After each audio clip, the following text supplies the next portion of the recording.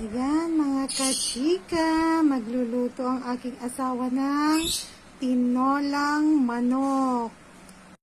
Yan mga kachika, itong ilalagay sa tinola, sayote, manok na may paa, yan malunggay, at saka sibuyas at bawang at luya mga kachika. Ayan mga kachika, naglalagay na siya ng mantika.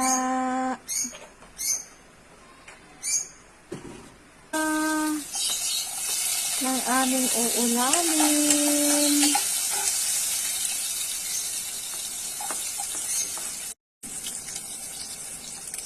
Ayan po, nagigisa na siya.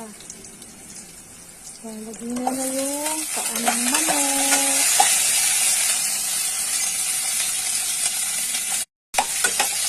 Ayan po, nagigisa na po siya. Mga kachika ng aming ulam. Yan mga kachika, nilalagay na ang malunggay.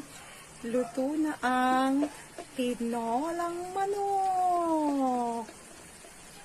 Wow, ang sarap po.